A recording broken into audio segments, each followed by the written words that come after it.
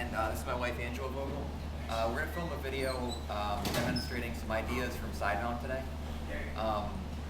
We're going to show how to lay your weight on the person effectively and a couple of drills to do that. So drill number one, if she's on her back, the first idea that I want to explain is generally you want to try and put as much of your weight as possible on the person that's on bottom and side mount.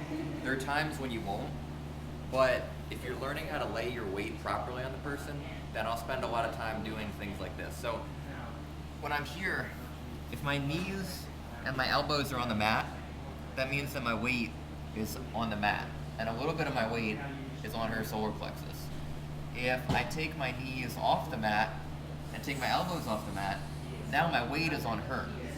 I can do this and have an arm position like this, like where I pull her up on her side, grab her belt, and drop my weight here. And even though my elbow is on the ground, I'm still putting all my weight on her and using this to pull in, and it almost like squeezes her like a tube of toothpaste. I can have my arm here, I can have the grip on the back, I can be here, right?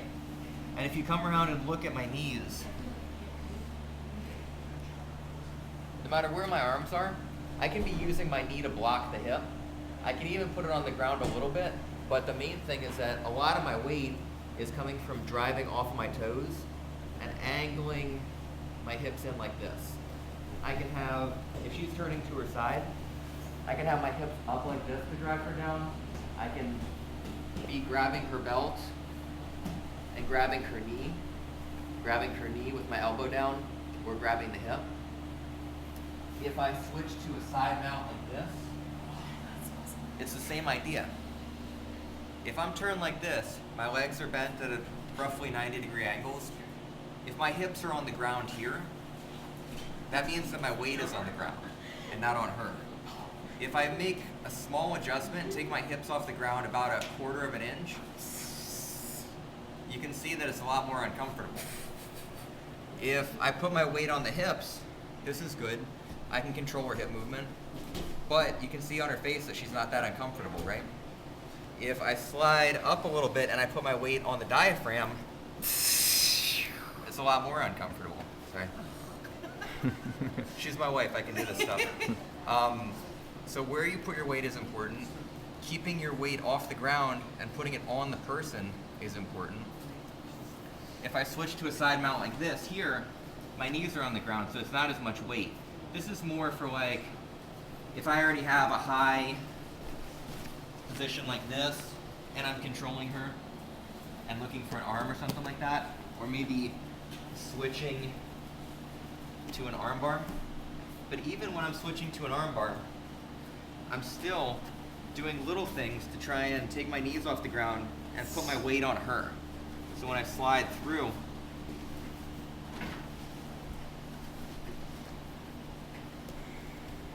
I can still keep my weight mostly on her. A very simple way to train this concept is I'll practice doing top of side mount with no arms sometimes. And then she'll go maybe like 30%, 40% trying to get out. So if we do like this to start to get out,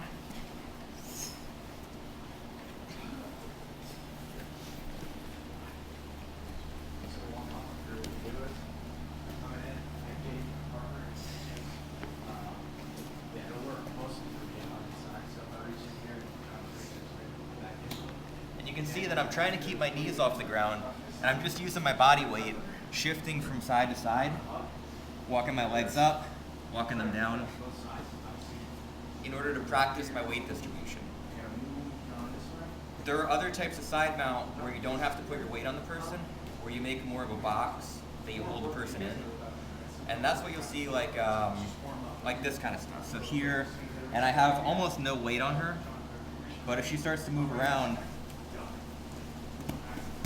you'll see like this kind of stuff, taking the back and keeping like letting the person move so that you can expose opportunities to take the back, to get an arm lock, to choke. If I'm on my toes, that's more of like a pressure, smashing kind of side mount where I'm keeping my weight on the person the whole time, looking for arm locks, arm locks, or I might be driving off the ground and smashing my shoulder to the mat and catching Americanas, or I could be going here, driving my weight into her paper cutter chokes. Sorry. It's like the worst video ever.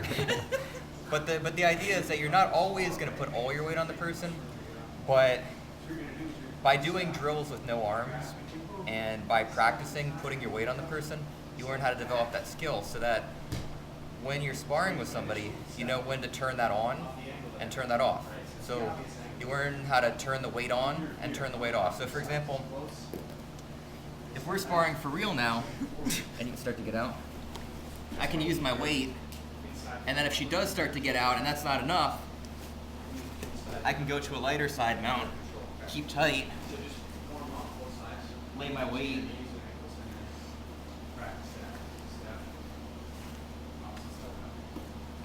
keep my weight. If she starts to get to her side. So part of it's laying your weight, and then part of it is also being able to move and take your weight off when it's appropriate. Hopefully that makes sense. Just some examples of what I was talking about. Thank you very much.